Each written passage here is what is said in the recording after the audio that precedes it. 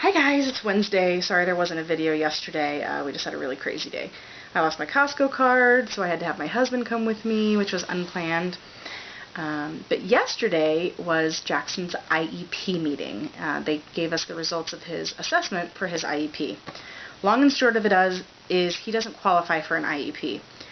We have the medical diagnosis of autism spectrum disorder from Kaiser. However, the school district does not feel that that is an appropriate diagnosis. They didn't come out and say that, but he doesn't qualify as to have special education services, which would be something like speech, occupational therapy, which is kind of fine and gross motor skills, hand-eye coordination, that kind of thing, and or a one-on-one aid.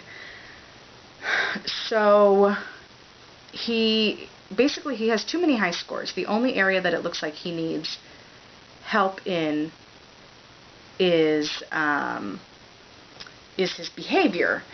And so after them saying glowing things about Jackson, except for, again, his incidences of behavior, they still don't think that certain services are appropriate. So they were going to write a behavior plan, which is a more formal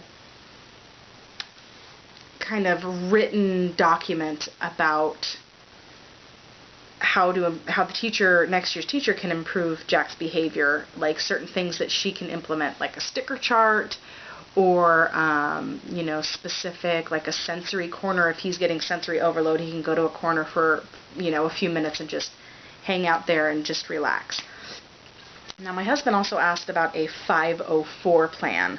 I'm not 100% sure, but a 504 is basically even more structured than that. And I was frustrated, and I was closing my eyes a lot. I was doing this. I was breathing, and because I wanted to make sure that I was speaking from a place of professionalism and not completely emotionally, and I basically said, I don't understand how he doesn't qualify for something like a one-on-one aid. If behavior is the issue, that seems like to me that it would be the best reason for a one-on-one aid. And if his behavior isn't so bad that he would need an aid, or I shouldn't say so bad, you know what I mean, so concerning, why am I getting daily reports? I told them, I said, basically, then why is anybody even telling me? If I can't do anything since I'm not at school, why are you telling me that it's such a concern if you guys aren't going to do anything about it? I didn't say it exactly like that, but I said it in a very nice way, and I confirmed with my husband it was in a nice way. And so they called up someone from the district that could help.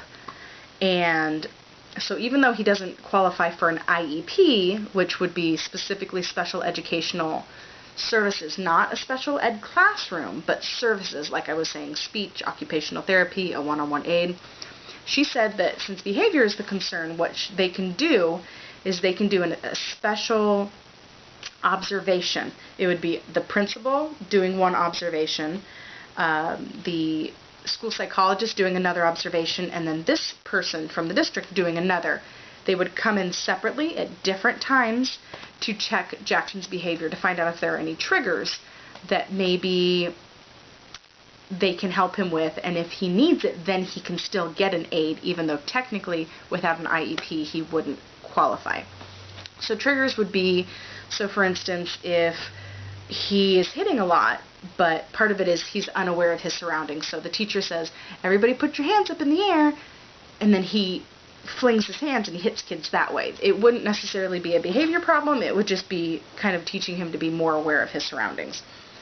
So my husband and I think, we feel pretty confident that even though he kind of qualifies out, if that makes any sense, for these certain services that we had in mind, he still might be able to get a one-on-one aid for next year if it's deemed necessary. I told them, I said, I don't want him to get shunted to the side, pushed to the side. They're giving him extra iPad time now so the kids can get their work done. I don't want him to have extra iPad time. If I wanted him to have extra iPad time, he can do that at home. I didn't say that, I was thinking it, but I told them, I said, it's unacceptable. He doesn't get extra iPad time. He needs a way to be integrated. So that's how the IEP meeting went. And And again, that's the Individualized Education Program.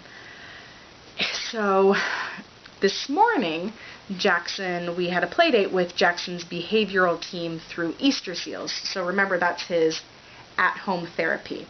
So it was his behavior interventionist, his program manager, who's writing all the programs to help Jack, and then her supervisor, case manager, I'm not sure what it was called. And we were actually able to go out on an outing, to a mom's club play date. And of course he did perfectly, because for whatever reason, whenever the behavior team's here, he always does perfectly, whether or not he's being corrected. So he did amazing. I was so proud of him. And so they're not seeing the behaviors. The school isn't overly concerned, except for, telling me. And then the other place that I went to try to get copay assistance, he didn't qualify for autism. So I'm starting to wonder if maybe he was misdiagnosed through Kaiser, if they were too quick to diagnose him with autism spectrum disorder.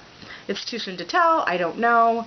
I'm happy that he's getting the at-home therapy right now, and I will continue to do it as long as I feel he needs it, or until they tell me I can't anymore. But I am going to pack this next month full of play dates with Mom's Club and other kiddos and moms, just to see if he continues to have the amazing interactions with kids that he did today. We also had a play date with another friend of mine, Jennifer, and her son, Mikey, and he did amazing, with the other kids there. And there was one incident where the kid was holding his ankle, and Jack said, "Help, help." The other child thought he was still playing. Jack didn't like that he was holding his ankle, and he reached out and he swatted the boy in the face with his foot. It didn't connect very much. It didn't hurt. The kid wasn't overly upset. I made Jack apologize, and I said, "Remember, use your words," and he did after that. So he's been doing really, really well. I'm hoping that it continues to do really well, or he continues to do really well. It continues to improve. That's where we are as far as the IEP and the at-home therapy. I will keep you guys updated. Tomorrow's video might be about possible buying a new car this weekend for my husband. I'll tell you about that tomorrow. So thanks for watching. Talk to you guys tomorrow. Bye.